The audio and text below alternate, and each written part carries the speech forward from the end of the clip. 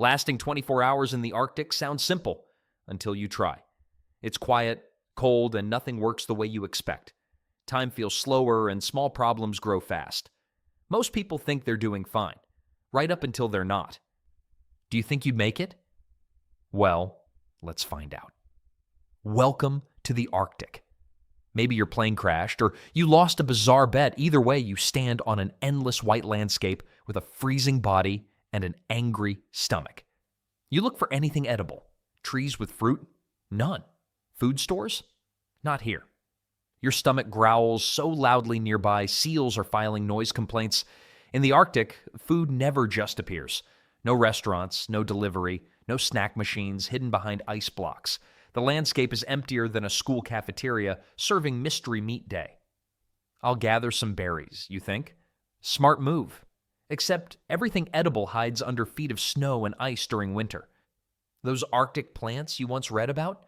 They're all buried until summer, which feels about 1,000 years away right now. You could try eating snow for sustenance, but that's like trying to power a car with air fresheners. Then I'll catch fish. Brilliant idea, if the water wasn't locked under ice 2 feet thick. Without proper tools, that water stays unreachable. Arctic fish have survived harsh conditions for millions of years because they're masters at not getting caught. Maybe hunting? Indigenous groups survive this way, but they've developed these skills across hundreds of generations. The tracks you spotted aren't fresh. They're from days ago and lead nowhere. Fun fact, Arctic hunters spend up to 12 hours every day just finding, catching, and preparing food. And these are people with actual skills and knowledge. You stand there with wrong clothes, zero weapons, no training, burning calories at an alarming rate. Each step through snow demands energy you cannot replace. After several hours wandering, your energy vanishes completely. Not a single bite of food was found. Your body starts consuming its own fat reserves, the first diet plan with 100% success rate in human history. As darkness falls, your empty stomach and freezing limbs create an unexpected situation. You collapse onto a snow pile, wondering if eating ice counts as hydration. The hunger pangs fade, replaced by something much stranger. Your mind plays a dirty trick on you in the Arctic. 1 minute you're thinking clearly, the next you can't remember which direction you came from. This isn't just regular confusion, it's your brain shutting down critical functions to preserve energy. During the first hour in extreme cold, you stay alert. Adrenaline pumps through your body, your hands shake, but your mind races with survival plans. You need shelter, you need warmth, you need to get moving. Your to-do list is longer than the Arctic night, but at least you can still remember what's on it. By hour 2, things get weird. Suddenly, that zipper becomes a puzzle. You stare at it like it's advanced alien technology from a planet where everyone wears button-ups. Your fingers fumble. Was it up or down to close it? Why can't you remember such a basic thing? This mental fog isn't your fault. The cold affects your brain similar to alcohol. When your core temperature drops below 95 degrees, your thinking gets fuzzy. Below 93 degrees, you might as well be drinking shots of whiskey. Your inner monologue goes from Shakespeare to a toddler explaining rocket science. A study of hypothermia victims showed that 87% couldn't complete simple tasks they normally did without thinking. One man found with severe hypothermia had taken 20 minutes trying to tie his shoelace and still couldn't manage it. Your speech slows and slurs, words come out wrong. You might try to say, "I need help," but what comes out sounds like you're trying to order pizza underwater. If autocorrect worked on spoken words, yours would just give up and display an error message. The cold transforms your Harvard-educated brain into something that would struggle with a children's coloring book and still color outside the lines. Then comes the truly dangerous part. As your body temperature continues dropping, your judgment completely fails. You start making decisions that make absolutely zero sense. Hikers found frozen have often shed their gloves, hats, even entire coats. It's called paradoxical undressing, and it happens because your freezing nerves start misfiring. They tell your brain you're actually burning hot, not freezing cold. You become the only person having a beach day in negative 30 degrees. One Arctic rescue team found a lost camper wearing just socks and underwear despite temperatures of negative 20 degrees. His boots, pants, and jacket were neatly folded beside him. In his mind, he was being logical. He felt hot, so he cooled down. He created the world's least popular swimwear calendar photo shoot. Your decision-making fails in other ways too. You might decide to take a shortcut that leads nowhere. Your internal GPS becomes about as reliable as internet directions from the 90s. Or you might think, I'll just rest my eyes for a minute and lie down in the snow. That minute becomes forever as your body temperature plummets during inactivity. The truly terrifying thing. Throughout all this bad decision-making, you feel completely confident. You don't realize your brain is breaking down. Your decisions feel smart and reasonable. You're essentially running critical life software on a frozen computer, convinced it's working perfectly. A research team in Norway tested Arctic survival skills in two groups, one well-fed and warm, another hungry and cold. The cold group made 5 times more dangerous decisions while believing they were making excellent choices.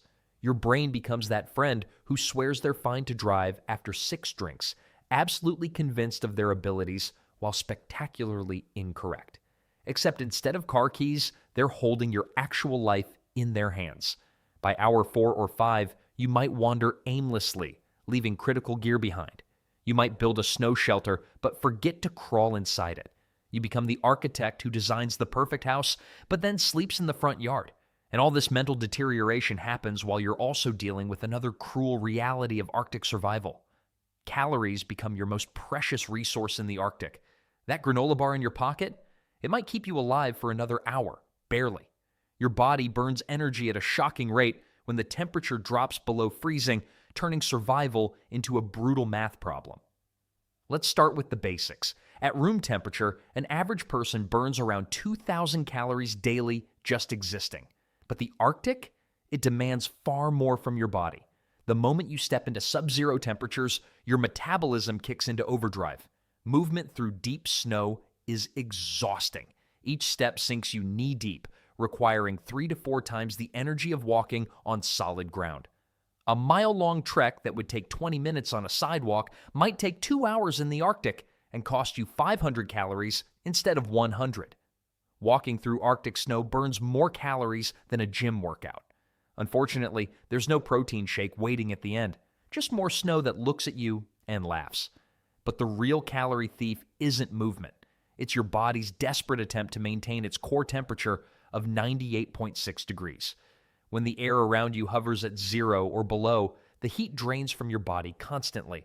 Your internal furnace must work overtime. Shivering is your body's emergency heating system. Those involuntary muscle contractions generate heat, but at a steep price. Intense shivering can burn 400 to 500 calories per hour. You're essentially doing high-intensity interval training while standing completely still, the laziest workout that will still kill you. Research from Arctic expeditions shows something remarkable. Experienced explorers consume between 5,000 and 6,000 calories daily just to maintain their weight. One Norwegian polar expedition tracked their members' caloric needs across 3 months. Every person required twice their normal food intake despite spending most days in relative inactivity. The Arctic turns your body into a calorie-burning machine with no off switch. Even sleep becomes an Olympic-level event for your metabolism. Gold medals all around if only you could stay alive to collect them. That trail mix in your pocket? A typical package contains around 200 calories. You'd need 25 packages to meet your daily requirements. The frozen energy bar, another 200. The chocolate? It melted, then refroze into an inedible brick. It now has the nutritional value of a small rock and roughly the same taste. After 6 hours in the Arctic, hunger becomes a hollow ache that never leaves. Your body begins consuming itself for fuel. First goes your glycogen, the quick energy stored in your muscles and liver. That lasts a few hours. Next, your body attacks fat reserves. Finally, when desperate, it begins breaking down muscle tissue. Without adequate calories, your body cannot generate sufficient heat. Your core temperature drops a fraction of a degree, then another. Each degree lost makes your systems less efficient, requiring even more energy to perform basic functions. It's a vicious cycle. The colder you get, the more calories you need, but the fewer you have available. The weight loss might sound appealing.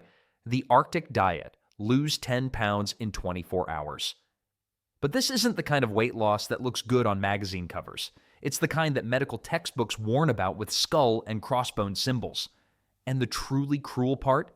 This massive calorie deficit happens while you're fighting multiple battles at once. As your energy reserves dwindle, everything becomes harder. Your movements slow. Your body begins to consider your fingers and toes as optional accessories it can no longer afford to heat. Frostbite begins its stealthy attack.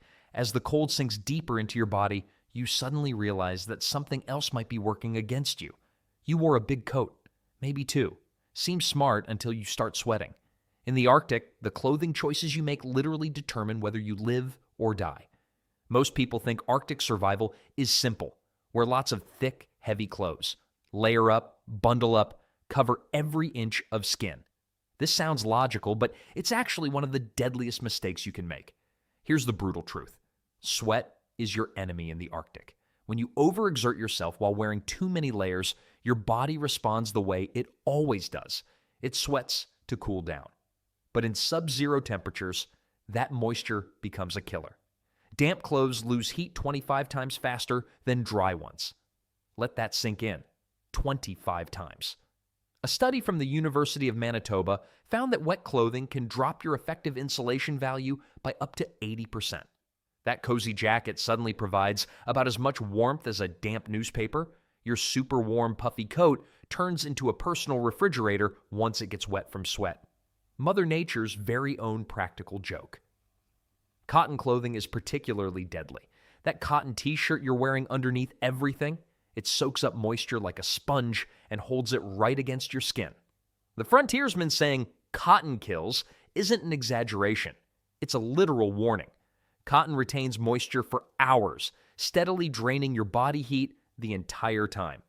The fabric experts at the Cold Regions Research Laboratory tested various materials after exposure to moisture.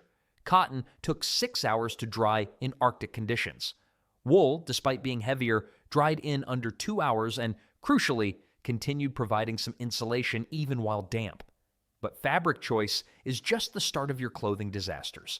Those tight boots you wore, they restrict blood flow to your feet. In cold environments, your body already reduces circulation to extremities to preserve core heat. Add tight footwear, and you've created perfect conditions for frostbite. Your toes can literally freeze and die while the rest of you remains alive. Your fancy urban boots have all the Arctic utility of bedroom slippers made of ice cubes. Gloves present another problem. Mittens keep your hands much warmer than gloves because fingers share heat with each other instead of being isolated. Research shows mittens can maintain hand temperatures up to 15 degrees higher than gloves in identical conditions. But most people choose gloves for dexterity, sacrificing crucial warmth. Wind cuts through most regular clothing like it isn't even there. A 15-mile-per-hour wind can reduce the effective temperature by up to 40 degrees through wind chill. Without a windproof outer layer, all your insulation becomes nearly useless. The wind turns your non-windproof jacket into expensive mesh netting. The cold air doesn't even slow down to say hello as it passes straight through to your skin. Even experienced Arctic travelers make fatal clothing errors. In 1982, an expedition to Ellesmere Island saw 3 members develop severe hypothermia despite having appropriate Arctic gear. The post-incident report identified their failure to properly manage moisture in their clothing as the primary cause.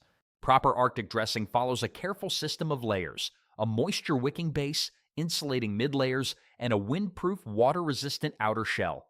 Each piece serves a specific function. Improvising or missing a critical component creates potentially fatal vulnerabilities. The cruel irony: you can be wearing hundreds of dollars worth of winter clothing and still freeze faster than someone in properly selected, less expensive gear. It's not about how thick or expensive your clothes are, it's about how they work together as a system. As the Arctic night grows deeper around you, another reality becomes apparent. Arctic darkness messes with your mind in ways regular darkness never could. When the sun disappears in the Arctic, it doesn't just get dark, it enters a whole different level of blackness that distorts your perception and scrambles your brain.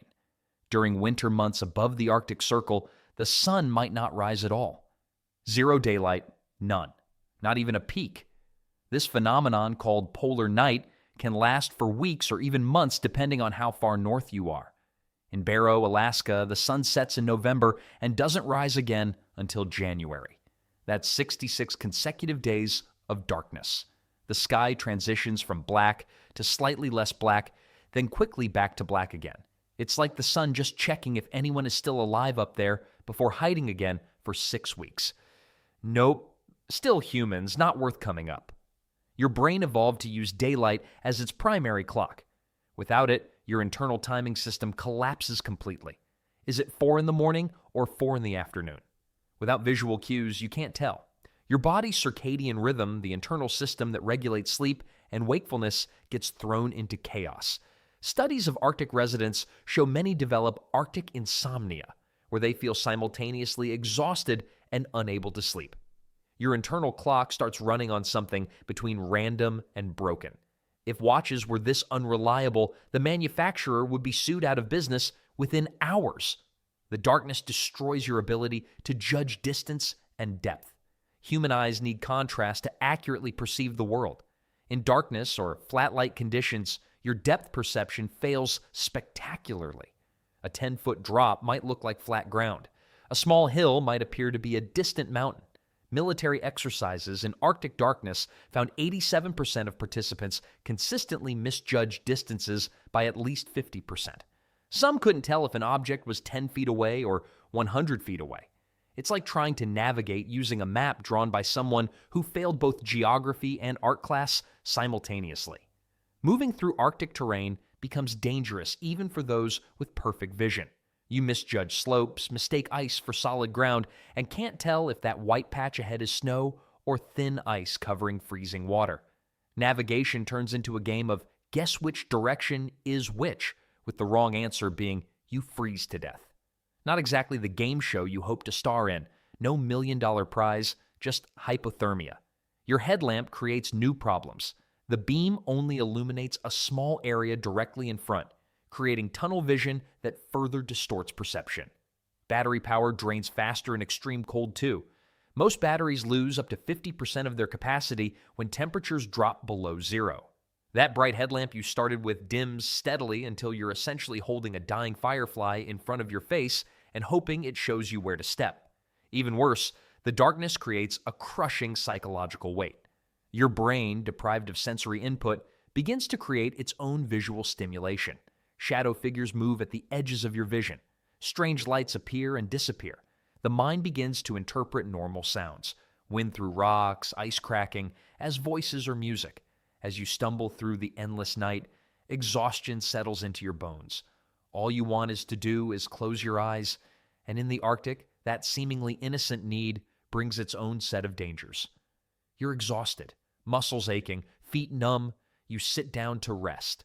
This simple action might be the last one you ever take. Sleep seems like a reasonable response to exhaustion. Your body screams for it after hours of trudging through snow, fighting the cold, and trying to find food or shelter. Every fiber of your being wants to curl up and drift off just for a little while. But in the Arctic, sleep is often a one-way ticket to never waking up again. The problem starts the moment you stop moving. Your body generates heat through activity. Walking, climbing, even the simple act of standing burns calories and produces warmth. When you sit or lie down, heat production drops dramatically. In normal environments, this wouldn't be a big deal. In the Arctic, it's potentially fatal. A resting body produces about 50% less heat than an active one. That heat reduction happens almost immediately. Within 15 minutes of sitting down in sub-zero temperatures, your core body temperature can drop by half a degree. It doesn't sound like much until you realize that a drop of just 4 degrees can kill you. Sitting down in the Arctic is like canceling your heat subscription right when the bill was due. And trust me, this is one collection agency that always gets its payment. The surface you're resting on makes things even worse. Snow and ice actively pull heat from your body through conduction. It's not passive. The frozen ground literally sucks warmth right out of you. Studies of Arctic survival situations found that people who sat directly on snow lost heat up to 25 times faster than those who created insulation between themselves and the ground. Even with a proper sleeping bag rated for extreme temperatures, body heat can drop at alarming rates. Research from polar expeditions shows that without adequate insulation underneath you, core temperature can fall by 2 degrees Fahrenheit per hour, even inside a high-quality sleeping bag. Your sleeping bag becomes as useful as a paper umbrella in a hurricane if you don't have insulation beneath you. It's like trying to stay warm with a fancy roof, but no floor in your house. Then there's the trap of microsleep. As exhaustion deepens, your brain begins to shut down in tiny increments, seconds or minutes at a time. You might not even realize it's happening. These microsleeps are dangerous because your body continues cooling during them, but you lose awareness of increasing numbness or pain that might otherwise warn you. Many Arctic fatalities occur when people just wanted to rest their eyes for a moment. By the time the moment passes, their judgment is further impaired by dropping body temperature, making it less likely they'll get up again. There's also the deadly sleep expansion effect. When you first close your eyes, you might intend to sleep for just 10 minutes. But as sleep deepens, your ability to track time vanishes. Those 10 minutes become 30, then an hour. Each additional minute drops your temperature further. Your intention to take a quick nap works about as well as planning to eat just one potato chip from the bag. Except instead of extra calories, you get hypothermia as your unwanted bonus. Fatigue makes this cycle nearly impossible to break. The colder you get, the more exhausted you feel, and the stronger the urge to sleep becomes. Your brain, already foggy from hypothermia, makes increasingly poor decisions. Many Arctic victims are found having removed warm clothing before falling asleep, making them the only people ever to hold a strip show where the audience was just polar bears, all of whom gave it 1-star reviews. If someone falls asleep in the Arctic without proper shelter and insulation, their breathing slows and body temperature continues plummeting. As heat loss accelerates, the heart eventually slows to preserve what little warmth remains. Blood thickens as it cools, making circulation more difficult. The most tragic aspect is that this kind of death feels peaceful to its victims. As hypothermia deepens, a sense of warmth often spreads through the body, a final misfiring of cold receptors. Many who succumb report feeling comfortable and drowsy right before losing consciousness. It's the Arctic's final deception, making death feel like the comfort you've been desperately seeking. The Arctic doesn't just test your limits, it redefines them, showing you exactly how fragile human survival really is in one of Earth's most unforgiving environments. That's why you wouldn't last 24 hours in the Arctic.